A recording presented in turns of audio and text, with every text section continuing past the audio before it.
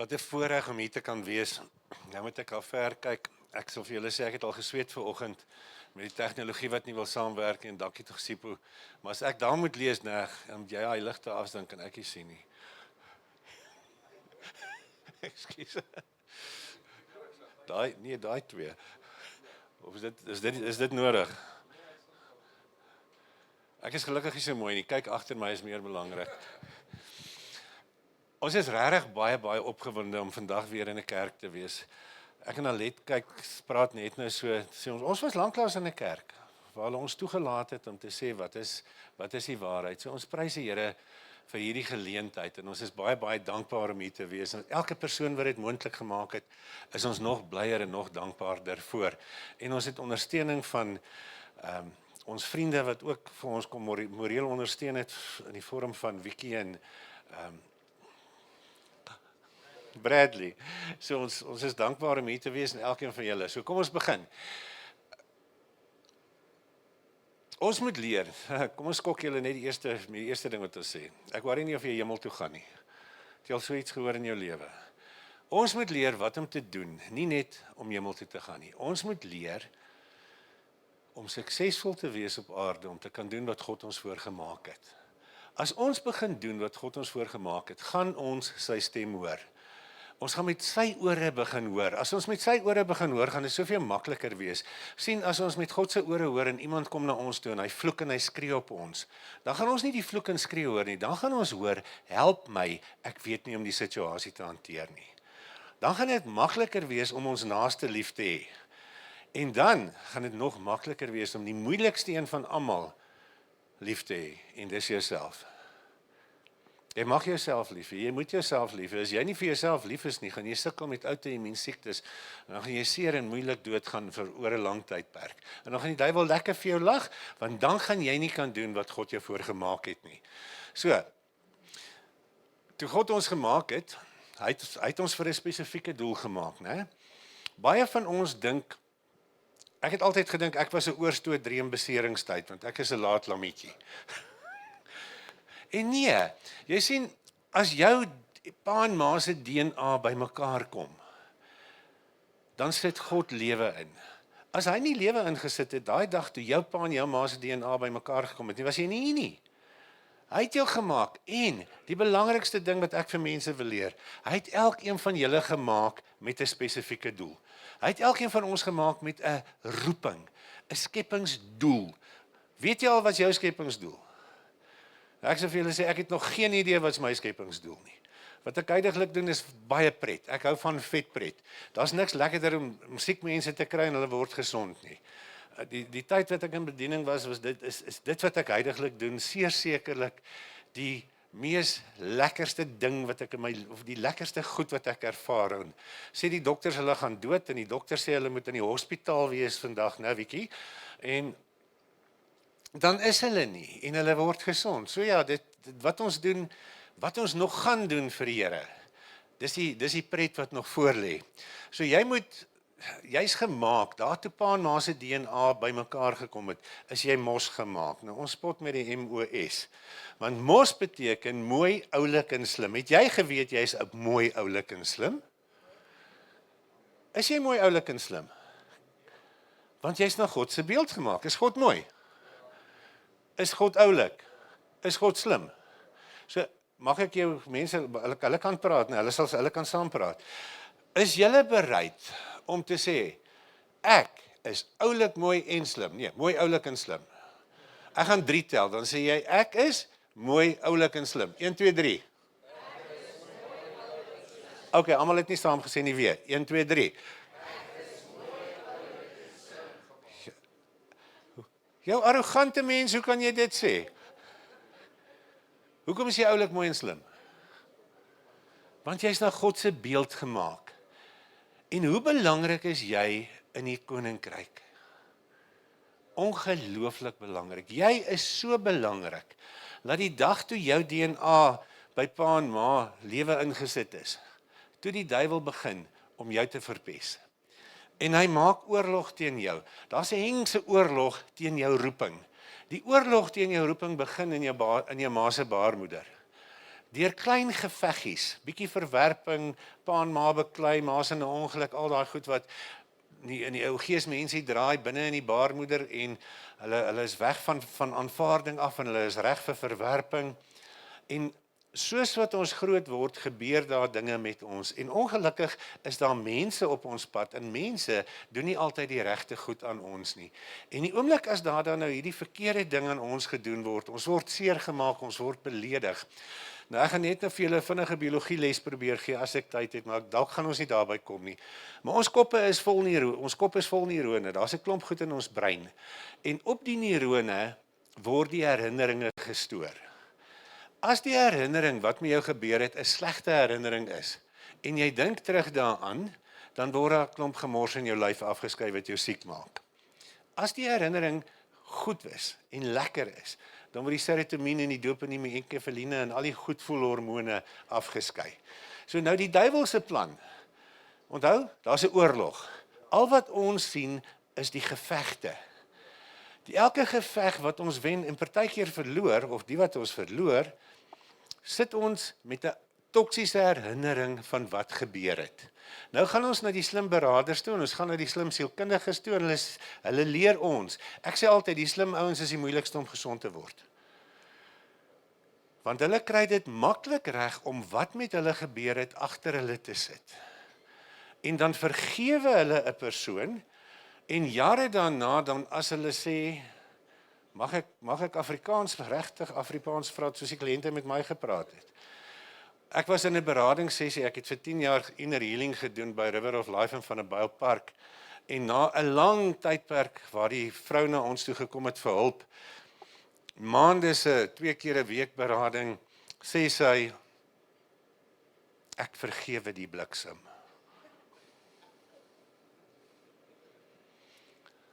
As sy so verwys na hom, wat is die kans? Laat haar brein haar glo. Niks. En ons is, sy het hom vergewe. Twak man, daar het niks gebeur nie. Sy het net moeg geraak van al die goeie redes hoekom sy moet vergewe. So ek wil nie jy moet oor die goeie redes vergewe nie. Ek wil hê as ons by vergifnis kom, moet ons vergewe omdat ons verstaan hoekom ons hoef te vergewe. Nie omdat ons moet nie. As jy iets moet doen, het jy al tieners gesien. Sê vir 'n tiener hy moet iets doen. Ek het so gelag, my seentjie word nou 21. My dogtertjie is daar diep in die 30, sy het uiteindelik getrou die 1 Mei. Ek is so bly. Hulle het vir 10 jaar nie getrou nie. So ek en my vrou het gebid met ons weer hoor te trou. Ons is baie opgewonde dat hulle eventually getrou het. My seun sê eendag vir my, maar pa, as jy met my praat en jy wil hê ek moet dit maklik doen, dan moet jy net die woordjie jy moet uitlos, of daai sinnetjie. En jy moet dit net op 'n ander manier stel en die jy moet. So ek sê vir julle, jy moet nie iemand vergewe nie. Maar as jy die keuse maak om hom te vergewe, om haar te vergewe, gaan dit 10-1 opgeneem word in jou brein en jy gaan dit glo. Die oomblik as jy dit glo, gaan dit werk. So in die tussentyd is elkeen van julle verseker julle is oulik, mooi en slim. Hoekom? Want jy is na God se beeld gemaak. En wat is jou skepingsdoel op hierdie aarde? Mense, ek wil hê, elkeen van julle, jonk en oud, moet besef, jy is gemaak vir 'n spesifieke doel, jy is ongelooflik belangrik, of gelooflik belangrik, in die koninkryk van God. So dit is tyd, dat jy begin opstaan in die oggend. Hoe kom ons by ons skepingsdoel uit? Hoe weet ons waarvoor is ons gemaak? Kyk, as jy met my gewerk het hier in 2007, toe skryf ek hierdie toetsie en hulle sê vir my, jy's net profeties en jy's 'n apostel, ek weet nie wat so goed nog als nie, want dis wat my toets op daai stadium gesê het. En ek het gesê, teachers is die boringste goed in die hele wêreld, ek sal nooit 'n teacher wees nie. En wat maak ek nou? So dit verander. So in plaas daarvan dat jy 'n toetsie skryf en worry oor wat jy moet doen, staan jy in die oggend op en sê, Here, wat doen ons vandag? En elke dag, as jy luister na wat jy vandag moet doen, en reg kry wat God wil hê jy moet vandag doen, gaan môre meer interessant raak. En dan is dit pret. En dan beweeg ons na ons skepingsdoel toe. As jy vir my gesê het, ek gaan na 'n ander dorpe toe ry, en ek gaan 'n teaching oor healing aanbied, en dit gaan werk, so ek het gesê, jy is mal in jou kop, ek bedien net profeties, kom. Maar ja, prys die Here, goeders verander. Ek wil met julle praat oor nice and kind. Ek het nie die geleentheid gehad om elkeen van julle papier in te laat invul en vir julle te vra of ek nou mag nice wees of ek nice of kind moet wees nie. Ek het 'n kliënt gehad wat toe sy by my aankom toe ruk en pluk sy het so gebewe en te kere gegaan en sy was vir 'n jaar agter 'n maand in die wat is die mooi naam vir 'n malhuis? In elk geval. Sy was daar gewees want sy het hierdie vreeslike angsversteurings gehad en toe sy by my kom ruk sy nog steeds so sy bewe die hele ou lyfie bewe. Ek sê vir haar nou wat stres jou so op? Sy kyk my so sy sê ek is bang dat ek nie goed genoeg is vir die eindtye nie. Ek sê vir hou op om die Texas se teachings te luister. Worry oor vandag. Eventueel het sy my die verskil geleer tussen nice and kind. Sy sê as jy nice is, dan is jy mos nou jy gaan nie iemand affonteer nie. Jy gaan mos net nice wees. En jy het nou 'n nice vriend of vriendin, jy maak reg om dorp toe te gaan, en hierdie gaan nou so 'n bietjie 'n grafiese voorstelling wees wat julle dalk altyd gaan onthou. En terwyl jy wag om dorp toe te gaan, loop daar so geel groenetjie hier by jou neus uit. En die ding word hard en jy vergeet van hom. En jou vriendin of vriend kom maar aan en hulle sien, daar's 'n ding onder haar neus. Maar ek is baie nice, ek gaan nie haar affonteer nie, kom ons gaan maar dorp toe. Dis mos nice. Dis presies wat nice is. Kind is, veer af. Nou ek sê altyd baie keer in die aanbiedings wat ek doen, dan maak ek so, dan moet jy weet, hier kom moeilikheid. Want ek wil nie nice wees nie. As ons nice is, gaan daar nie veel goed gebeur nie. So kom ons kry 'n prentjie dat julle dit sommer baie mooi onthou. Okay, so as jy afloop, wil jy nice wees. As ons nie geleer het, dit wat ons doen, is nie aanvaarbaar nie. My maat het vir my gesê, ek mag nie diamante grou nie. So ek het geleer, jy moenie in jou neus krap nie. Maar Donald Trump se maat nooit vir hom geleer nie, en ek neem aan, hy het seker gekry ook. As jy daar links onder kyk. Wat het ons aanvaar? Wat het ons in ons land aanvaar as goed, wat glad nie goed is nie? Moord is deesdae alright. Daar's allerlei goed wat aanvaar word as goed. Wat het ons geleer wat goed is, wat nie regtig goed is nie? Indien niemand ons geleer het, dis nie goed nie, aanvaar ons dat dit goed is. Wat het ons aanvaar as reg, maar dis nie reg nie? Hoe gaan jy reageer as ek vir jou sê, dit wat jy aanvaar het is reg, is nie reg nie? En dit wat jy aanvaar het is reg, is 'n probleem, want jy gaan siek bly as jy dit nie anders begin sien nie. Maar dis nog nie so erg nie. As jy nou agtergekom het, dit werk, en jy moet vir die volgende persoon gaan vertel wat reg is en wat nie reg is nie, dan gaan ek vir jou sê, welkom in my wêreld. Want dit is nodig om by die waarheid uit te kom. As ons nie by die waarheid uitkom nie, gaan ons dit mis. So ek, baie kras, hoeveel keer is daar vir jou gelieg? Hoekom sit julle hier waar die waarheid verkondig word vandag? Is dit nou 'n maklike, is dit nou sommer 'n makliker vraag of 'n makliker antwoord? Het jy beloftes en verklaringe gemaak om net aan een kerk onderdanig te wees en net te leer wat hulle wil hê jy moet leer? En dan gee hulle vir jou lysgoed wat jy nie mag leer nie. En hulle sit sommer 'n vloek by volgens Galasiërs 1 vers 8 en 9 wat sê, al sou ons of 'n engel uit die hemel julle evangelie verkondig in stryd met wat ons julle verkondig, laat hom 'n vervloeking wees. Ons het mooi stil gestaan toe ons daai belofte afgelê het. Ek het my das en die girl wat ek mee wou trou, want as ek nie daar gestaan het en die belofte afgeneem het, kon ek nie trou nie.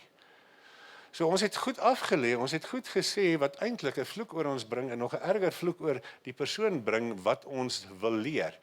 Maar ons het nie baie tyd om daarby te kom vandag nie. Wat vir my die belangrikste is van vandag se lesing is daai skyfie wat nou op die bord is.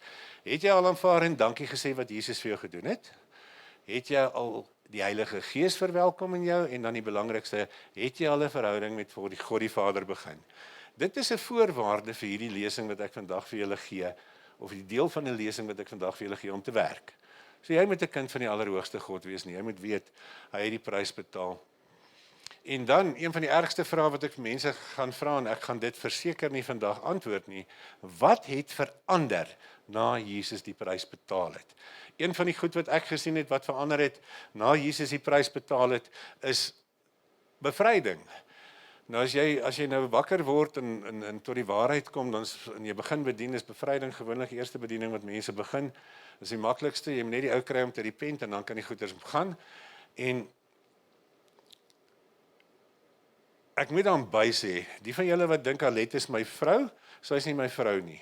My vrou Deline is by die huis, sy werk nog. En my vrou het my uit die hel uit gebid. Kan julle dit oorvertel? Sy het vir 7 jaar lank aan mekaar vir my gebid, en na 7 jaar het sy redelik moeg geword, toe begin sy opgang teen my. Toe kry sy alle maatjies ook om vir my te bid, prys die Here vir haar. Want ek was 'n baie goeie besigheidsman, Mammon was my eerste god, en Bacchus was my tweede god. So ek was 'n werkende alkoholist, en my gesin het verskriklik swaar gekry, en toe ek het reg kry om genoeg te verdien, om elke 2 jaar 'n nuwe kar te ry, want ek moet, anders te gaan die ontvanger my looi, en 7 dae in die week op die golfbaan is, toe dink ek het dit gemaak. En gelukkig was die term narcis nog nie daai tyd beskikbaar nie, maar ek dink ek sou dalk gekwalifiseer het. Ek prys die Here elke dag dat ek dit oorleef het, en ek prys die Here elke dag vir my vrou wat vir my bly bid het, en laat ons daardeur kon gegaan het. So toe ek wakker word, ek sê altyd, ek het kamstig in 1975 tot bekering gekom. Happy, ek gaan hemel toe, en ek doen nog al die verkeerde goed. In 2007 het ek tot die waarheid gekom van wat die woord regtig vir ons beteken, en wat die autoriteit is wat God vir ons gegee het. So, een van my eerste lesse wat ek moes leer, is, ek is opgeneem in 'n groep wat sataniste bevry het, wat die ouens wat genuine gekies is om regions te rule. So dit was nie dabblers nie, dit was nie wannabes nie, dit was die groot koppe met die groot demone. En daar het ek geleer, wat is die reëls van bevryding? Ek is baie bly, ek het geleer wat die reëls van bevryding is. En as ons dit in Engels moet sê, deliverance is a precondition, repentance is a precondition of deliverance. Sonder repentance kan daar nie deliverance plaasvind nie. As jy 'n satanis met 'n demoon binne in hom, want onthou, hulle het nie oppression nie, hulle het possession. As jy daai ouetjie laat manifesteer, gaan hy voor jou oë fisies dood. So manifestasies het ek geleer, gedurende bevryding is so ver uit soos kan kom. En Jesus het vir sy eie disippels gesê, voor hy die prys betaal het, hierdie soort gaan net uit met vas en gebed. So dis een van die grootste voorbeelde wat ek altyd vir mense gee. Jesus het die prys betaal en die reëls het verander en het vir ons makliker geword. Ek is so dankbaar dat ons nadat hy die prys betaal het hier is. Anders sou ek seker 'n groot beesboer of 'n ding moes wees om al die offers te bring. Maar nou, as jy nie pret het, terwyl jy die Here dien nie, is jy besig om iets verkeerd te doen. Wie van julle het pret om die Here te dien? Dit was vir my vanoggend so 'n voorreg. Ek het so 'n bietjie vroeër gekom om die laptop reg te kry wat hier moes staan, en Sipho gaan hom dalk vir die Engelse diens vir my reg hê. En toe ek hier inloop, toe is die worship team besig om te oefen. En dis so lekker, en dit wat hier binne aangaan, en dit wat ek hier ervaar, ek gaan amper sê, dit wat my hier groet in die gees, was regtig pret. So dis vir my vanoggend pret om hier te wees, maar ek moet dalk net so 'n bietjie vinniger praat, of vinniger aangaan. Jesus se liggaam is vir ons gebreek, ons het 'n klomp beloftes van genesing. Deur sy dood het ons 'n verbond van genesing en goddelike gesondheid. Is dit die waarheid? Jy kan gaan kyk in Matteus, sodat vervul sou word, wat gespreek is deur Jesaja die profeet, toe hy gesê het, hy het ons krankhede op hom geneem en ons siektes gedra. En dan kom die ernstige vraag. Nou in 2017 het hierdie vraag my so naby aan ateïsme gehad. Hoekom word Christene nie gesond as al vir hulle gebid word nie? Hoekom word gelowiges nie gesond as al vir hulle gebid word nie? So 2 tot 5% word gesond. As jy vandag hier is en jy dink ek gaan na die tyd vir jou bid om gesond te word, sorry, ek gaan nie. Ek bid nie vir gelowiges om gesond te word nie. Ek leer gelowiges wat om te doen om gesond te word, en as hulle vir hulle self wil bid, is dit reg. Maar ek bid nie vir 'n ou wat 'n gelowige is nie. As die ongelowige is, gaan ons 'n wonderwerk sien. As die wonderwerk gebeur, gaan die ongelowige sê, "Wow, ek wil ook daai God dien." Gelowiges moet doen wat God vir hulle gesê het om te doen. Ons bediening se naam is God se reëls. Nou, daar's hordes mense wat vir my sê, Gert, hoe kan jy sê God het reëls? God het reëls, hy het 3. Het julle geweet hy het net 3 reëls? En Jesus het dit oor en oor en oor vir ons gesê. Wat is daai 3? Wie weet? Wees lief vir God, wees lief vir jou naaste en wees lief vir jouself. As jy daai 3 goed regtig reg kry, kan jy 120 jaar oud word sonder om seer of siek te wees. En ons liggame is gemaak om dit te hanteer. So daai vraag van hoekom, kyk, as ons na daai prentjie kyk, die krankhede genees. Nou, daai prentjie wat daar is, ek dink ek het nog so enetjie of 2 gesit. Nou bid ons vir die ou. As 'n ou siek is, dan word ons gebid. Ons is almal ewe skielik gelowig, né? En party ouens bid en ek weet nie vir wie hulle, as julle nou mooi na daai prentjies kyk, ons weet nie eers vir wie hulle bid nie. Maar hulle bid en dan as die ou nie gesond word nie, wie word geblameer? Die ou wat dood is, het dalk nie genoeg geloof gehad nie. Die ou wat nie gesond word nie. Regtig? Ek het 'n vriend, ek het al van hierdie goed vergeet, Stefan. Stefan se vrou Renel het ernstige diabetes vandat sy klein was, so op 'n stadium met haar niere heeltemal ingegee en sy moes dialyse kry en sy moes wag vir 'n nieroorplanting. En hordes mense het vir Renel gebid. En baie keer nadat hulle vir Renel gebid het, dan sê hulle vir Renel, jy het nie genoeg geloof om gesond te word nie. So op daai stadium as jy vir Renel wou bid en Stefan was naby, was jou lewe in gevaar. Want Stefan sou vir jou aangerand het as jy weer vir sy vrou wil bid, want net nou sê jy vir haar, sy het nie genoeg geloof nie. Dis walglik. Dis nie die waarheid nie. En die ou wat bid het ook nie dit dalk ook nie genoeg geloof nie. En dan die tweede rede, die ou wat ons kwaadlik neem, is God. Hoekom het hy toegelaat dat my geliefde dood is? Daar is wettige reg. God is hy's die enigste regverdige regter. Maar in elk geval, hier is die vraag wat ons pla. En dan self, wat moes ek gedoen het? Wat moes ek verskillend gedoen het? As ek nou ou was wat dood is, maak dit nou nie meer saak nie, nee. Maar dis altyd daai 3 ouens, die persoon wat voorgebid word, God en daar's altyd 3 karakters betrokke.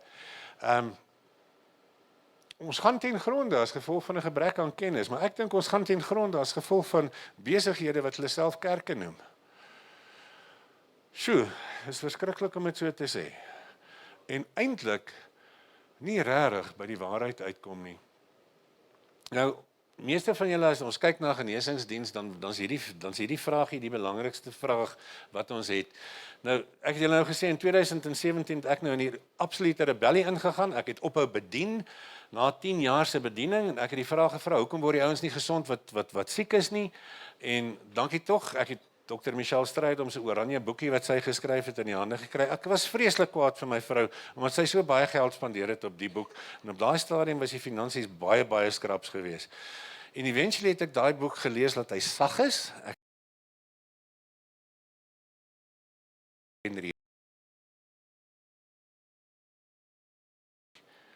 Ek het regtig vir 3 jaar niks gedoen nie. Ek het net teachings geluister, oor en oor, op dubbelspoed. So as my vrou en my kinders aangekom het, dan sê hulle, sit net af, gemors, ek kan nie oor. As jy lank genoeg na 'n ding luister, kan jy hom op dubbelspoed luister en dan kan jy hom vinnig verstaan, want ek wou gehad het, dit moet inkom. Ek wil weet, hoekom word mense nie gesond nie? Die woord sê hulle moet gesond word. So, daar's die antwoorde. Na 3 jaar is dit al wat ek gekry het, en dit werk. Ek sê altyd, as jy in die koninkryk begin werk en begin leer, dan gaan jy op 'n stadium agterkom, hoe meer jy leer, hoe meer jy slim raak in wat jy wil doen, hoe meer kom jy agter hoe min jy weet. So ons kan nooit ophou leer nie. Dis regtig, nee, nog net, oh my goodness, ek het baie wat ek nie vandag vir julle gaan sê nie. Okay. Die redes, die 4 topredes hoekom ons siek word, is ons en ons voorgeslagte se onbeleide sondes. Nou sekere denominasies skiet my onmiddellik af as ek sê ons moet namens ons voorgeslagte om vergifnis vra. Maar die woord is duidelik, hy gaan die sonde besoek in die 3de en die 4de geslag en dan kom daar nou groot argumente. So ek is nie vandag, ek sê altyd vir mense, ek is nie om jou te argumenteer nie. My eerste vraag aan daai ouens wat sê, hulle hoef nie namens hulle voorgeslagte te repent nie, is, hoe gaan dit met jou en hoe gaan dit met jou gemeente se gesondheid? en op watter ouderdom begrawe jy hulle en help jy hulle om gesond te word of nie. So daai gedeelte verstaan ons almal. Dit word bevryding genoem. Bevryding is, Here, ek het iets verkeerd gedoen. Ek wil dit nie weer doen nie, sal U my asseblief vergewe. Dan verloor 'n demoon sy reg. Nie as die slim oomie wat die bevryder is die ding wil uitjaag nie of uitdryf nie. Hy verloor net sy reg as jy wat die fout gemaak het of die sonde gedoen het, dit repent. So almal verstaan daai deel. Maar dis 'n baie belangrike deel. Dis 'n gedeelte wat dis 'n voorwaarde vir genesing. Alhoewel ons baie keer gekry het dat net dit 'n ou laat genees het. En ons het gevalle gehad wat net toe die persoon namens die voorgeslagte om vergifnis vra, toe sy gesond. Maar wat ek regtig hou van om vir mense te leer, is daar's 'n probleem, daar's 'n fout met jou verhouding tussen die 3 goed wat Jesus gesê het ons moet doen. Daar's 'n fout met jou verhouding met God, daar's 'n fout met jou verhouding met jou naaste en daar's 'n fout met die verhouding met jouself. As ons daai 3 goed kan regmaak, word mense gesond. Ek wil vinnig vir julle 'n paar kyk, daar's nou 'n mooi prentjie, né? Onbeleide sondes, ons of ons voorgeslagte sin, is doeteenvoudige blokkade vir geestelike groei en deurbrake en genesing. Hoe oud wil jy word? Genesis 6 vers 3 sê ons mag 120 word. En as jy nou vir my sê, ag Gert, ek wil nie 120 word nie, kyk hoe lyk die ouens wat oud is, dan gaan ek vir jou onmiddellik sê, moenie worry nie. Volgens Spreuke 18 vers 21 sal jy dit dan nie maak nie, want jy spreek dood oor jouself. Dan gaan jy vir my sê, maar op die begrafnisse lees hulle vir ons Psalm 90 en daar staan 70 en 80 jaar met moeite. Maar hulle lees nooit die eerste sinnetjie van Psalm 90 wat sê 'n gebed van Moses, die man van God nie. Psalm 90 is deur Moses geskryf vir die klomp Israeliete wat nie wou ingaan nie. Hulle was bang. Toe vervloek hy almal wat bo 20 is en hulle mag nie in die beloofde land ingaan voor hulle dood is nie, behalwe Joshua en Caleb. Ek is nie 'n Israeliet nie en ek is ook nie in die woestyn nie. Ek het agtergekom ek is hier tussen die berge. Dis nogal lekker hier. Getuienistyd. Kom ek wys vir julle vinnig 'n paar getuienis. Daar's Marna. Marna het 'n konferensie bygewoon. Ek het papiere wat ek vir mense gewoonlik in 'n konferensie uitdeel. Op die eerste bladsy is daar 'n klomp vrae. Ek wil weet die ouens met wie ek praat, wat makeer hulle. Maar deesdae weet ek as die ouens na die genesingskonferensies toe kom, die ouens wat die hartaanvalle gehad het, kom gewoonlik nie meer nie. Die ouens wat bang is vir die toekoms. Meeste ouens wat na ons konferensies toe kom, het 'n probleem met outoimmuun siektes. Dis die ouens wat nie van hulle self hou nie. Iemand het hulle geleer, hulle is nie oulik mooi en slim nie. So ou Marnaitjie het 7 maande nadat ek die eerste keer daar was, toe kry sy daai papiertjie. Daar's nie 'n manier dat ek gaan lees wat daar staan nie, maar ek onthou wat sy gesê het. Sy het gesê sy het na die konferensie toe gekom en sy het onmiddellik gesond geword van migraines. Dus as jy na haar getuienis luister, sy was by hierdie dokters en by daai dokters, later het hulle net haar medikasie sterker gemaak en later het sy soos 'n zombie rondgeloop as gevolg van die medikasie wat die hoofpyn of die migraine moes stop. En al wat sy kan onthou wat sy gedoen het, daai hele dag, is sy het onder andere ook om vergifnis gevra namens haar voorgeslagte vir hulle betrokkenheid in vrymetselary. En dis al wat nodig was vir Marna se migraine om te stop. Dis nogal 'n interessant ding gewees. Alhoewel dit 'n uitsondering is. Die eerste 10 jaar wat ek bedien het, het ek daai goed gesoek. Ek het net een gekry. En dis toe ek begin glo het, die woord praat nie die waarheid nie. Die woord praat die waarheid, maar daar's reëls. Wat sê reëls? Maklike reëls. Onthou Jesus het gesê, die evangelie is beskikbaar vir die kindertjies om te verstaan. Dis nie veronderstel om moeilik te wees nie, dis nie veronderstel om ingewikkeld te wees nie, maar die teoloë like dit om dit ingewikkeld te maak, en as hulle dit ingewikkeld maak, dan is dit net hulle wat dit kan oordra, en dan kan hulle goeie besigheid daai doen. Is ek lelik as ek dit sê? Klink ek so half, verstaan jy hoekom die ouens my nie like nie? Wie sin is daai? Ek kan nie so ver lees nie. O, dis wat sy geskryf het, was laas jaar weer. Daai enetjie was die eerste ene wat ons uitgekry het, nadat ons in Uppington was. Toe ek weer die vormpies uitdeel, toe kry ek Elsebiesen terug, toe staan daar, is nie 'n manier wat ek daar lees, ek weet dit was sinus met 'n regmerkie, allergie, hartritme probleme, migraine, wat is die ander een? Hoofpyn lanklaas gehad, en depressie is baie beter. Ek onthou haar enkels of iets was deur sy soekhulp. Maar die res van die goed was getiek. Die res van die goeders was reg. So dit was nogal pret. Daai mannetjie het gejok op sy eerste vorm. Hy het nie ingevul wat hy markeer het nie. Ou JP, toe JP na die tweede een toe kom, toe sê hy 2 weke na die kursus het sy bloeiende aanbye wat hy vir hoeveel jaar gehad het ophou bloei. Vanself. Nou wat leer ek die mense op die kursus? Ek leer mense op die kursus om te kies om te vergewe. God, hulle self en ander. Maar ek moet dan net vinnig vir julle Magda wys. Magda het Crohn's, IBS en ulcerative colitis gehad. Nou die van julle wat weet wat dit is, dis van die seerste siektes wat 'n mens kan hê. Hoe sê sy nou die dag? Sy was verlede week op ons konferensie weer gewees in Parys. Toe sê sy het net so 12, 13 keer 'n dag toilet toe gegaan. Later moes sy toe maar 'n doek dra en dit was so seer. Daar's Magda. Dis is haar diagnose, dis is haar darmpies binne gelyk het. Daar was die eerste keer toe sy gediagnoseer was, omtrent 12 jaar voor sy by ons aangekom het. Die van julle wat dit verstaan, daai geel is waar die binnewande van haar ingewande opgevreet is. Die pink is waar daar darm nog wande is. Toe sy by ons uitgekom het, het sy so gelyk, alles was geel. Alles was opgevreet. 'n vriend van my het haar verwys na my toe. Die vriend is 'n apteker. Ek was bietjie lelik met my vriend gewees. Ek het hom gesê hy's 'n heks. Maar ek het baie mooi om vergifnis gevra. Toe hy vir my vra hoekom sê ek hy's 'n heks, toe sê ek jy gee die brousels vir mense om die siekte te beheer sonder dat hulle die siekte se oorsaak hoef aan te spreek. En nou Gerry Smit, ek dink hy het so nou en dan in hierdie omgewing ook gelouk, maar my aardrykskunde is nie baie goed nie. Ek weet hy's hier in die noorde ook betrokke gewees nou en dan. En Gerry het besluit, hy gaan sy pasiënte wat te veel pille drink, my telefoonnommer gee. Ou Magdaatjie het glo vir 2 jaar my nommer in haar handsak rondgeloop, en voordat sy ons gekontak het. Die lekker is, Magda moes leer, sy's oulik mooi en slim. Magda moes leer, sy kan ook iets vir haarself doen. En in Magda se verlede was daar 'n klomp gebroke verhoudinge en manne wat haar vreeslik verniel het, wat sy toe nou moes kies om te vergewe. Jy kies om te vergewe die persoon, jy kies om te vergewe God, as jy gebid het en hy het nie jou gebed kon verhoor nie, en jy kies om te vergewe jouself. Dis wat Magda gedoen het. 3 maande na sy by ons uitgekom het, sy terug dokter toe, en dis is die scan gelyk het 3 maande daarna.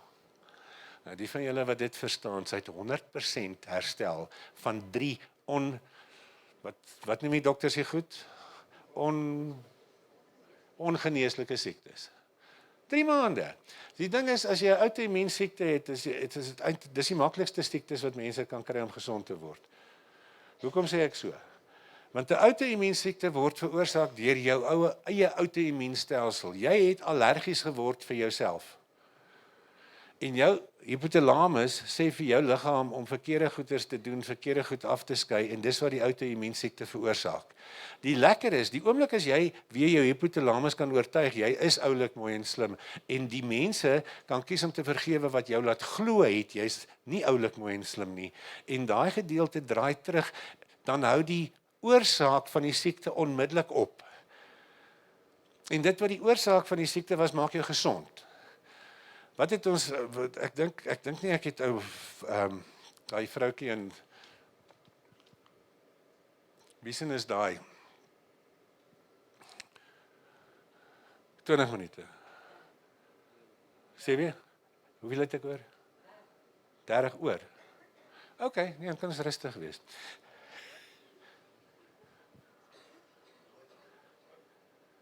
Irma is die enetjie wat ek eintlik wou, wat te veel oor gesê het.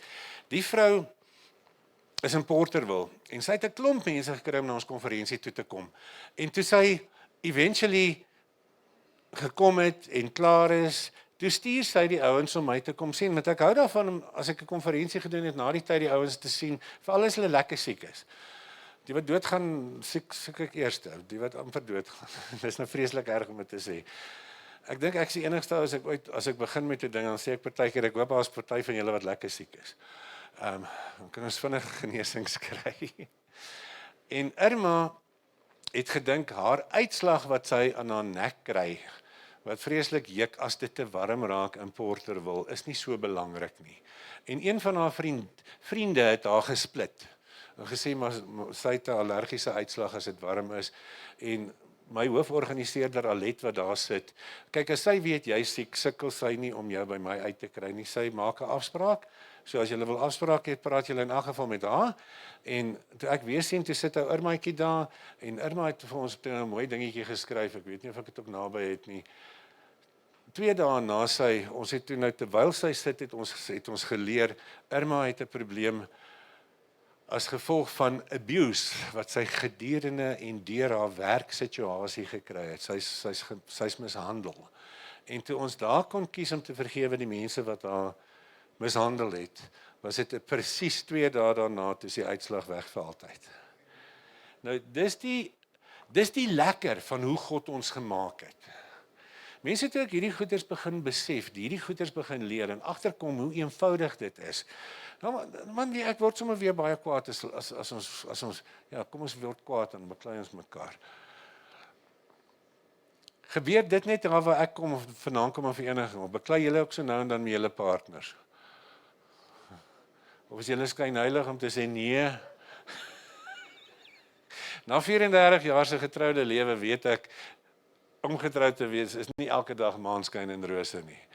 Maar wat sê ek nou eendag vir Bradley? Weet jy Bradley, as ons nie beklei nie, kan ons nie opmaak nie. Maar as jy te veel beklei, moet jy leer wie is die vyand. Daar is 'n bietjie 'n komiser een van beklei. Ons moet leer wie is die vyand. Hoeveel mans is ons vandag? Kan ons sê is die man of die vrou? Ons moet leer, Efesiërs 6 vers 12 sê vir ons presies wie is die vyand. Daar word gesê, die stryd is nie teen vlees en bloed nie, maar die stryd is teen die bose geeste in die lig, daai geel gedeeltetjie. Die oomblik as ons die vyand kan identifiseer gedurende 'n geveg, gaan die geveg nie lank hou nie. Wat ons nie verstaan nie, daar waar daai 2 mense beklei, is hier goed in die gees wat hulle nie kan sien nie, wat hulle beïnvloed. Daai goed in die gees hou nie van een van hulle nie. En daai goed in die gees motiveer hulle om vieslike goed vir mekaar te sê. Daai goed in die gees herinner hulle aan die ou koeie wat se bene al wit is in die sloot. En dan word dit weer opgehaal. Wat is erger in 'n geveg? As jy 20 jaar terug iets verkeerd gedoen het en jou partner onthou dit. Dis om onregverdige goeders daai. En daai wat jou partner onthou, is van die goed wat jou partner siek maak. Want dit is 'n toksiese herinnering in hulle brein. Daar's 'n prentjie van hoe die goed lyk in die gees. Op 'n stadium, toe ek sê altyd die Here het my baie goed geken, en toe ek nou uiteindelik bykom en tot by die waarheid kom, het ek die voorreg gehad dat hy my, die eerste wonderwerk wat ek ervaar het in my eie lewe is, hy het my verlos van verslawing aan drank, uit my verlos van verslawing aan rook, sonder onttrekkingssimptome. Dit was 'n bargain. En hy's nie 'n aansiener van die persoon nie. En ek het altyd gewonder, hoekom het dit met my gebeur? En toe ek nou terugdink en regtig kyk, wat het met my gebeur? Waar was ek geestelik geweest? Wat was my denkwyse? Die oomblik toe ek op die plek kom en sê, Here, ek is nie meer ge-worry oor wat ek kry nie. U het my al soveel keer my lewe gespaar. Ek is nou ge-worry oor wat ek vir u kan doen. En toe dit gebeur hierbo, en hulle bid vir my, dis rook en drank, daarmee heen, saam met nog 'n paar ander verslawings, soos in totaal sonder onttrekking. En ek glo die Here het geweet, ek gaan nie die onttrekkingssimptome kan hanteer nie.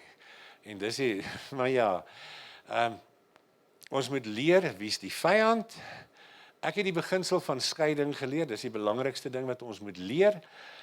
Ons moet die mens, en dit wat die mens beïnvloed, moet ons kan skei. Het God slegte mense gemaak? Nee. Hoekom doen goeie mense dan slegte goed? Hoekom moor 'n moordenaar? Hoekom verkrag 'n verkragter? Wat is die antwoord? Daar's goed in die gees wat ons nie kan sien nie, wat hom beïnvloed om slegte goed te doen.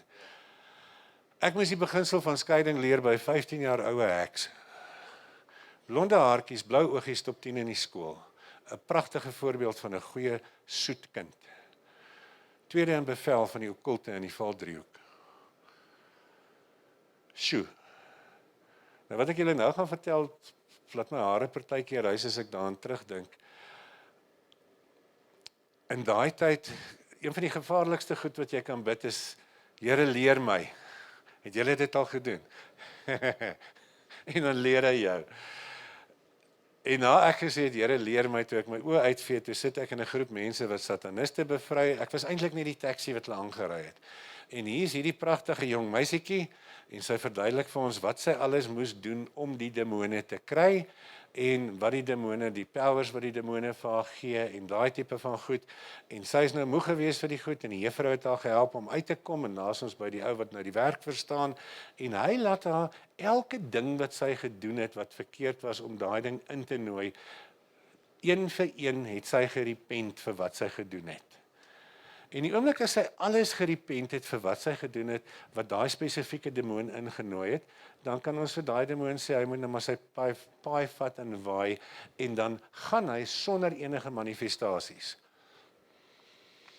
En dit was vir my die interessantste dit was baie interessant om daai goed te leer. Onthou, ek het altyd stil gestaan as ek my psalms en gesange gesing het. So ek het daar by die happy klappies en ewe skielik sien ek hierdie goed. Dit was 'n verskriklike kulturele skok vir my gewees. Maar daai ou, hulle het ook nie regtig gehou van die ou wat die bevryding doen nie, want hy het so snaakse streep of 2 gehad. Want hy was 'n okkultiese hoëpriester. So ek het geleer by 'n okkultiese hoëpriester, wat is die reëls van bevryding? En ek het die reëls geleer, of ek het die beginsel van skeiding geleer by daai jong heksie. Maar sy's nie meer 'n heks nie. Eendag, toe sê sy, en hierdie demoon maak my sterk. En dan is sy sterk. Julle al gehoor van die klein meisietjie wat 5 mans nie kan vashou nie, want daar's 'n ding wat deur haar manifesteer, nou daai tipe van ding. En dan, as die kinders uit die kalt uit wou ontsnap, was dit haar werk om hulle te vang, toe te sluit tot die volgende offer. En sy verduidelik vir ons hoekom die kindertjies op die melkbottels, hulle word nie almal ontvoer nie. Daai tyd het hulle mos nog die gesiggies op die melkbottels gesit as die persoon weggeraak het. En ek verloor dit.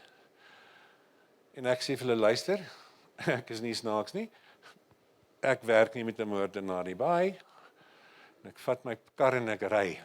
Daai aand, die eerste keer in my lewe, weet ek dat God self met jou kan praat, Abba Vader met jou kan praat.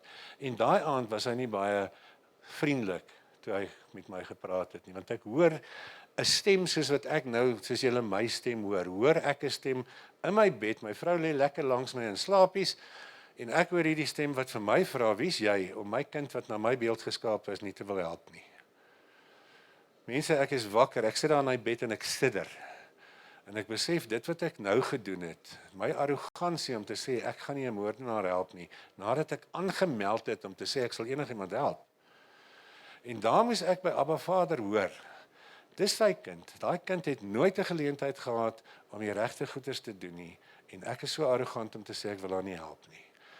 So nodeloos om te sê ek is die volgende sessie was ek weer die taxi, en ek moes almal om vergifnis vra oor my arrogansie om te sê ek gaan nie 'n moordenaar help nie.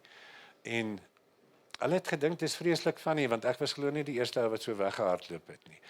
Maar in 'n geval, die lekker van die saak is, toe sy klaar is, die aand voor haar 16de verjaarsdag het ons die voorreg gehad, ek het die voorreg gehad om haar huis toe te vat. En sy sit agter, daai tyd het die Scenic 2 net uitgekom, dis 'n redelike groot voertuig. Sy sit agter in daai kar in worship, laat ek sukkel om die ding op die pad te hou. En sy sê, ek prys die Here, ek word vanaand 16 en ek trou nie met die duiwel nie. So dit was vir my 'n verskriklike lekker opleiding geweest, maar om die reëls te leer. En daar het ek geleer, daar's die mens. En ons moet die goed wat die mens beïnvloed wegvat van die mens af eenkant toe. En as ons die goed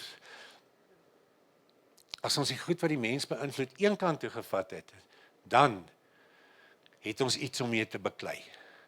Dan kan ons lief wees vir die mens en ons kan beklei teen die goed wat die mens beïnvloed. Hoeveel keer doen mense goed aan jou en jy voel magteloos? Het julle dit al agtergekom? Partykeer ons as Christene het nie 'n idee wat se autoriteit ons het nie. Ons het die autoriteit om die goed wat ons geliefdes of ongeliefdes beïnvloed aan te spreek.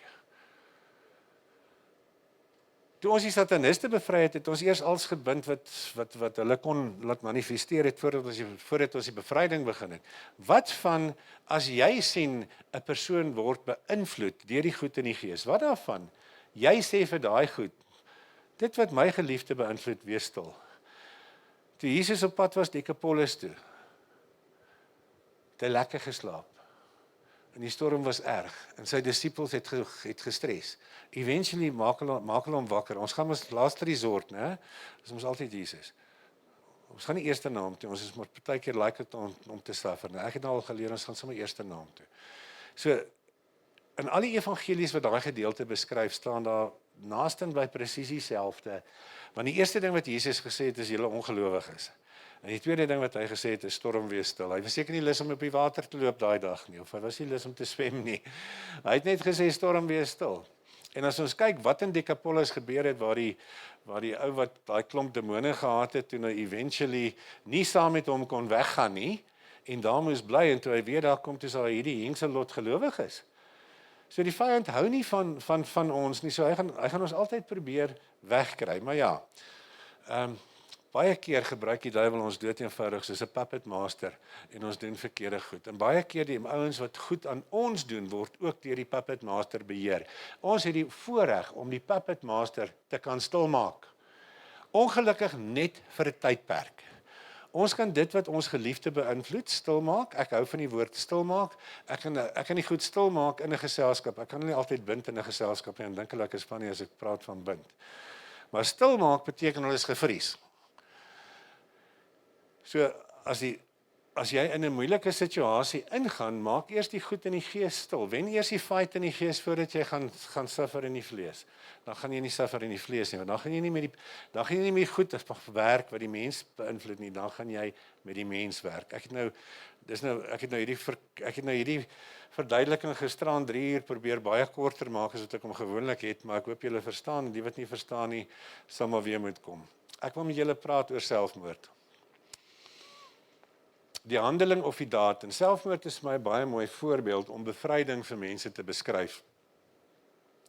Handeling of die daad om jouself om die lewe te bring. Wie van julle het al ooit gesê, ek is nou moeg vir hierdie wêreld, ek wil myself doodmaak? Steek bietjie op jou hande of julle skaam. OK, dan is hier en daar mense wat nie skaam is nie. Het jy geweet die dag toe jy gesê het, ek is nou moeg vir myself, ek gaan myself doodmaak.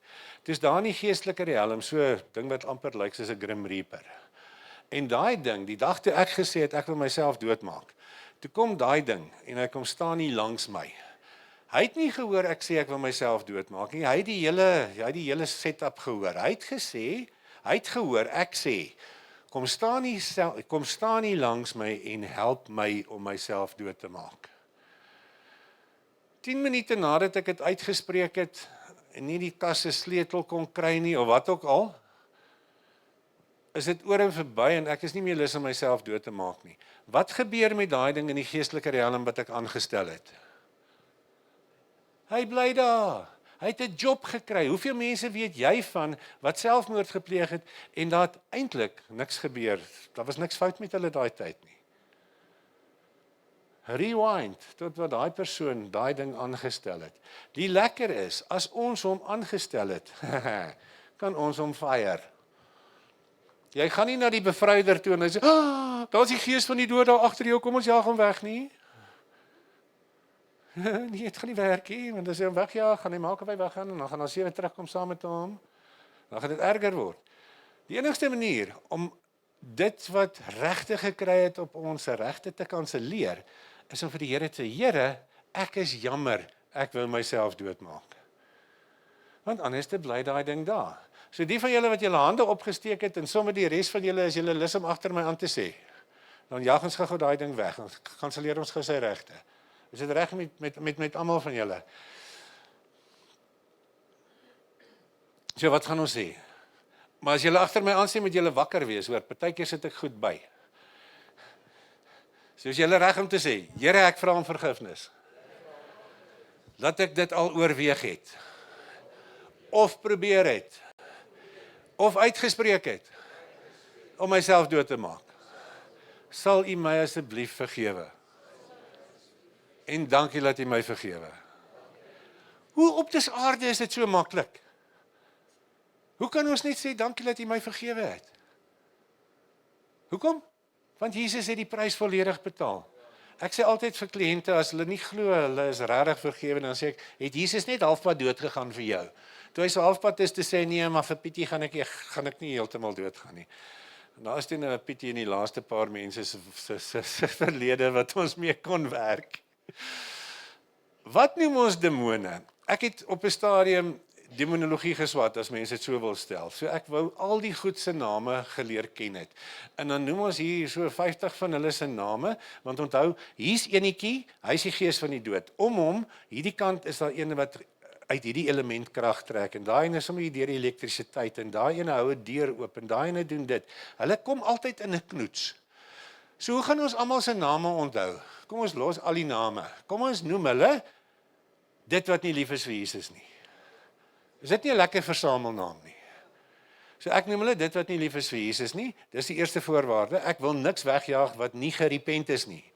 Die tweede ding is, wat nou hulle regte verloor het as gevolg van wat ek repent het. Nou is ons spesifiek, ons het gesê, Here, ek is jammer, ek wou selfmoord pleeg.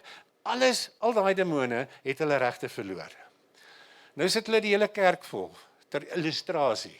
So wie van julle het nou al 'n demoon weggejaag? Kom ons jaag hulle gou-gou. Jy kan sê, alles wat nie lief is vir Jesus nie. Ekskuus, julle gehoor nie? Wat nou hulle regte verloor het, as gevolg van wat ek bely het, gaan onmiddellik na die voete van Jesus. As 'n voetbank vir hom. OK, nou is dit weg. Nou kan hy jou nie meer pla nie. So eenvoudig, so maklik. So die geeste van die dood wat jou siek gemaak het, as jy siek was as gevolg van die gees van die dood wat jy aangestel het, daar's dalk nou 'n party van julle wat klaar gesond is, en dan as julle nou nie meer die simptome het môre nie, dan moet julle nou nie wonder wat het gebeur nie. Ja, dit kan ook gebeur, dat die gees van die dood jou dood eenvoudig siek hou. En dis een van die belangrikste goeders wat ek vanoggend toe ons praat, sê Alet vir my, ons moet dalk hierdie enetjie los. Ek sê, maar hierdie enetjie gaan ek nie los nie, ek gaan 'n klomp ander goed los, maar ja. Ons jaag hulle nie na die diepste see toe nie, ons jaag hulle nie na die droë plekke toe nie, ons wil nie die ouens in die duikbote moeilikheid gee, of die ouens in Namibië daar waar die in Lukas en in Handelinge staan daar, Jesus se vyande moet onder sy voete wees as 'n voetbank vir hom. So die enigste plek waar jy hulle heen jaag. En as die vyand weet, jy weet waarna toe om die goed te jaag. Die volgende keer as jy repent, wil ek vir jou sê, as jy hulle in die gees kan sien, dan hol hulle hier uit met 'n vetspoed, voordat jy hulle kan onder Jesus se voete injaag. So meeste van die tyd is nie eens nodig om hulle te jaag na die tyd, as jy gerepent het nie. Jy's oulik, mooi en slim, julle het dit nou gehoor, daar's 'n klomp goed wat ons kan vervolg, wat ons kan verpes vir 10 geslagte, seksuele sonde stel 10 geslagte teen ons, die gewone sonde stel 4 geslagte teen ons, en ek sê altyd, ek glo party van die seksuele sondes wat nou nog invloed uitoefen op mense, het saam met Jan van Riebeeck hier aangekom. Want as hy nie bely is nie, hou hy aan in die geslagte. So daai gedeelte het ons nou glad nie voor tyd vandag nie. Daar's die kortste okkultiese checklist wat jy in jou lewe sal sien. Op die papiere wat ons het, is hy ook. En as jy hom nou mooi verduidelik, dis die goed wat jy kon verkeerd gedoen het, dis die goed wat jou voorvaders kon verkeerd gedoen het. Dis belangrik dat ons namens ons voorvaders die Here om vergifnis vra. Dit het geen voordeel vir ons voorvaders nie, ons kan hulle nie hemel aanbid nie. Behalwe 'n party geloof as jy baie geld het, sê hulle dit werk. Nee, dit gaan nie werk nie, maar hulle maak goeie geld.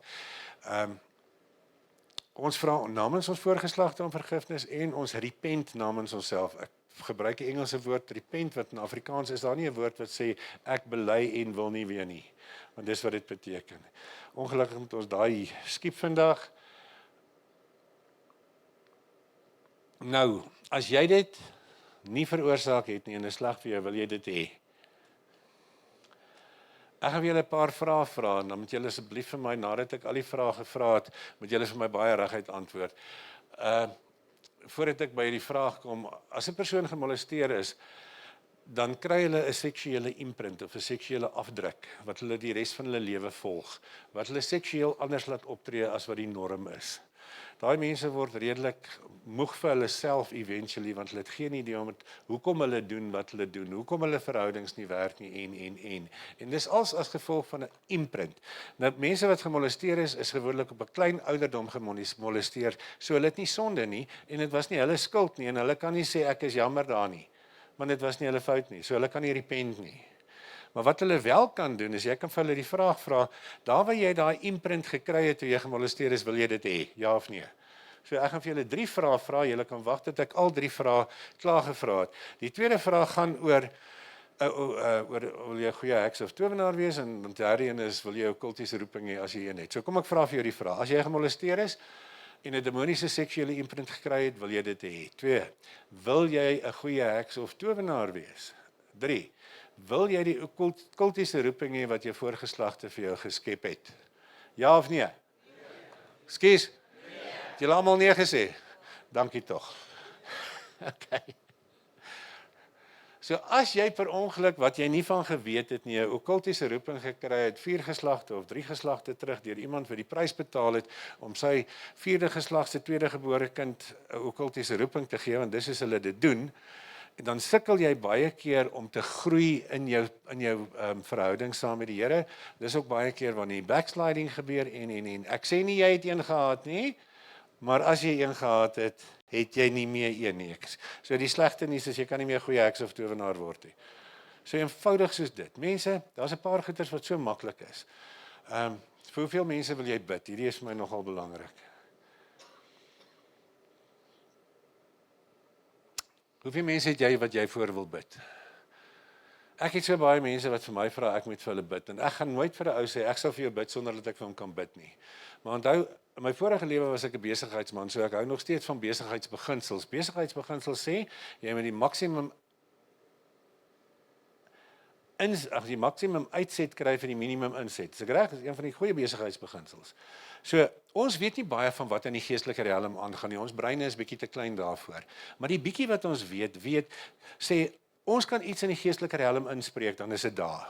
So ek het gegaan en gesê ek maak vir my A-lys in die gees. Op my A-lys sit ek die mense vir wie ek wil bid. En dan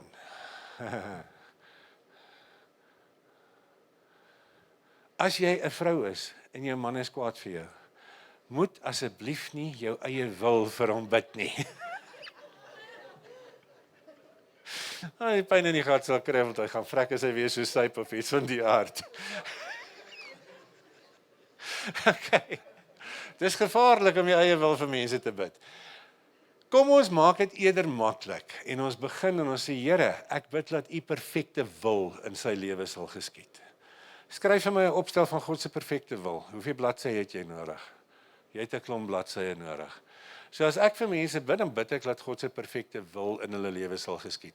Dan's die gebed klaar, dan haal ek my swaard uit en ek gebruik die autoriteit wat Jesus daai verskriklike prys voorbetaal het, wat in my mond is.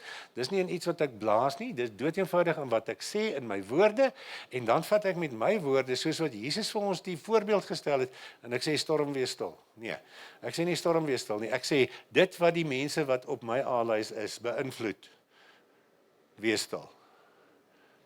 En vir 'n tydperk is daai klomp demone wat daai persoon beïnvloed stil. Die probleem is, net soos in 'n gewone weermag, is daar in die duiwelse weermag orde. Daar's seksies, daar's generaals en korporaals en allerlei goed. Nou maak ek alles wat Pietie beïnvloed, is nie 'n Pietie vandag. Nou maak ek alles wat Pietie beïnvloed stil. Nou is al die goed wat Pietie beïnvloed gevries. Hulle kan niks doen nie. Julle het die prentjie gesien. Hulle is useless. Die oomblik as hulle useless is, kan hulle jou nie verder, of kan hulle hom nie verder verpes nie. Nou kom hulle korporaal daaraan. Nou is dit almal in die seksie staan daar en niks doen nie. Dan sê daai korporaaltjie vir daai klomp demone, hey, hoekom is julle besig om vir Pietie te verpes nie? Dan sê hulle, man, daai simpel Gert het ons alweer stil gemaak. Dan sê my, nou is julle useless by Pietie, weg is julle hier, en hy stel 'n nuwe groep aan om vir Pietie te verpes. Dis die rede, hoekom as jy iemand anders se goed stil maak, dit net vir 'n tydperk werk. As jy iemand anders se goed stil maak, kan jy hulle ook nie wegjaag nie. hulle het nog steeds regte. Maar om iemand anders se goed stil te maak, gee hom dalk net die geleentheid om die Heilige Gees se stem weer te hoor. Dis die lekker daarvan. Ek hou meer van sy tyd, hy sê ek het 10 minute.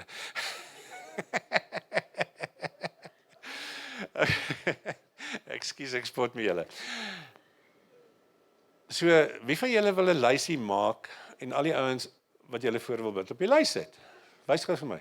Wie lys ek? Mag ek vir jou lys maak? OK, so elkeen van julle wat 'n lys wil hê in die gees, ek maak nou vir julle 'n lys in die gees. Ek spreek hom in die lewe in. Kom ons noem hom jou A-lys. Nou, daar's jou lys. Wie gaan jy eers op jou lys sit? As jy getroud is, gewoonlik jou eggenoot. Hoe kry jy iemand op jou lys? Ek sit my geliefde vrou op my lys. Sê dit. Of my geliefde man. En my kindertjies. En vir Gert het ook baie bid nodig. Verstaan julle? Nou begin jou lys meer en meer word. Later gaan jy nie onthou wie's op jou lys nie. Sit jy net die mense wat jy van hou op jou lys. Ek sê altyd, jy kry ouens, jy kry die mense wat jou geliefdes is, en dan kry jy jou ongeliefdes. Wie is een van die ongeliefde mense in Suid-Afrika? Draai 'n rooi hoed. Hy is mos ongeliefd, né? En ons, baie van ons, is so dom, dat ons, as hy iets verkeerd sê, of as hy liedjie sing, dan vervloek ons hom. Ons wens hy gaan onder 'n trein beland en vrek, of wat ook al. Is dit net my maatjies wat dit doen, of is julle maatjies wat dit ook doen? Hoe dom kan ons wees? Ons gee al daai goed wat hom beïnvloed, net meer en meer krag, deur hom te vervloek. Wat daarvan jy sit hom ook op jou lys, en jy bid dat God se perfekte wil in sy lewe sal geskied. En jy maak nie goed stil wat nie lief is vir Jesus nie, wat hom beïnvloed. Man, deesdae is hy nou nie meer so baie aan die praat nie, maar ek sê dit like om hom lewendig te sien en nie goed stil maak wat nie lief is vir Jesus. Dan wil ek hoor wat hy sê. Dit kan ons net pret wees. So as jy 'n moeilike persoon by die werk het, en jy moet weer met hom praat, dan maak jy die goed stil wat nie lief is vir Jesus nie, wat hom beïnvloed. Jy bid dat God se perfekte wil sal geskied. As jy 'n juffrou is, of 'n meneer is, en jy sit met 'n klomp mense voor jou, en hulle dryf jou teen die mure uit, dan maak jy die goed stil wat nie lief is vir Jesus nie, wat hulle beïnvloed. Ek het 'n geval gehad, 'n week of 2 daarna kom die vroutjie weer by ons uit, wat die juffrou was, en sy so vet smile, en sy sê vir my, Gert, ek het 'n nuwe klas. Ek dink, okay, die hoof het nou seker maar besluit, hy gaan vir haar makliker kinders gee. Sy sê, nee, dit is dieselfde kinders. Nou, mense, hoekom moet ons suffer, as ons nie hoef te suffer nie? Okay, daai, skip. Daar's die einde. Ons bid eerder dat God se perfekte wil in hulle lewens geskied. En ons maak alles stil, wat nie lief is vir Jesus nie, wat hulle beïnvloed. Dan, as julle my dalk wil sien, na die tyd, gaan julle huiswerk moet doen, en by Alet moet kry, voordat julle my kom sien. Siektes word veroorsaak, van die goeders, wat die ergste oorsake van siektes is 'n verbrokkeling in verhouding met God, 'n verbrokkeling in verhouding met jouself, en 'n verbrokkeling in verhouding met ander. Great, prys die Here vir hierdie tyd wat hy so gereik het. As daar 'n verbrokkelinge verhouding met een van daai 3 is, gaan ons 'n probleem hê. Wie kan jy onthou wat iets gedoen het wat 'n toksiese herinnering of 'n slegte herinnering in jou brein sit? Dis altyd mense, né? Mense het iets gedoen, jy het gereageer, jy het God kwaadlik geneem of wat ook al. So ek wil julle vra, julle kan dit vir julleself doen, maar ek wil vir julle vra, as julle my wil kom sien, dan maak jy 'n lys. En ek wil vir jou waarsku, as jy daai lys maak, gaan die duiwel nie daarvan hou dat jy die lys maak nie. En as jy nou nog 'n afspraak met my gemaak het om te kyk na die lys, gaan jy nog groter moeilikheid kry. So bid maar vir beskerming voor jy jou lys begin maak. Nou maak jy 'n lys van elke persoon wat jou ooit in sy lewe verontrig het. Van dat jy kan onthou. Van dat jy so groot is. Ons het gisterand so lekker gelag oor 'n dogtertjie wat gedoen het, toe jy 5 was. Nie sê nie.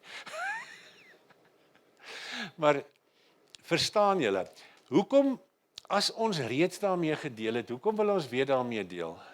Want daar's 3 goed wat belangrik is, nie net een nie.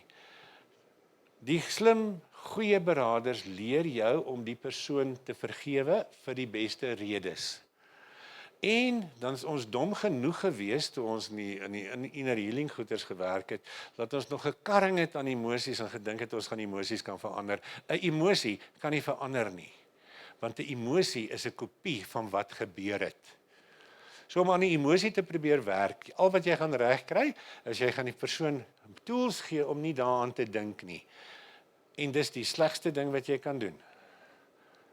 Solank daai herinnering toksies in jou brein is, gaan hy vir jou giffies afskei. So ons moet gaan delf. Ek vra jou nooit die vraag, hoe dit jou laat voel nie. So ons skiep die emosies. Ek vra jou altyd die vraag, hoekom het die persoon dit gedoen? Nou met die bietjie kennis wat ek nou vandag vir julle gegee het, wie weet nou al wie's die vyand? Dis mos die mens, dis die mans, dis die vrouens. Nee, dis die goed in die gees wat hulle beïnvloed om slegte goed te doen.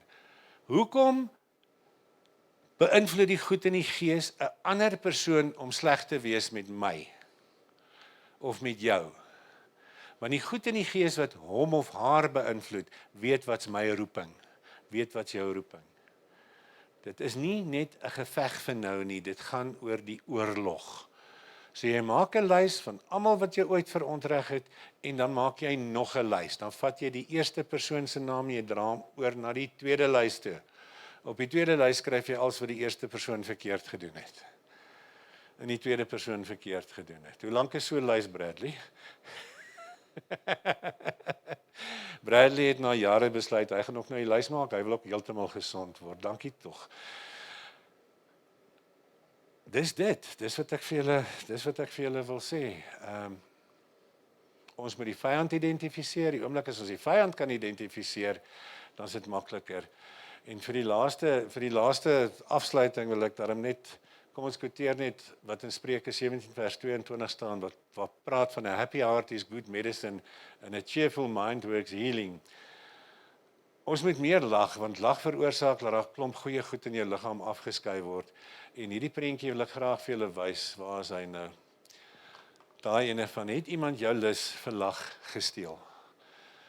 Nou as iemand jou lus vir lag ooit gesteel het, is dit 'n persoon wat op jou lys moet kom. Sodat jy kan gaan en sê, hoekom het hy dit gedoen? Hy was beïnvloed deur die goed in die gees wat nie lief is vir Jesus nie, wat nie van my hou nie. So ek kies om hom te vergewe. Hoekom die woordjie kies bysit? En dan glo jou brein jou. En tweede probleem is, hoekom het God dit toegelaat dat dit met my gebeur het? Daar was heel moontlik wettige reg as gevolg van onbeleide sondes myne of my voorgeslagte sin.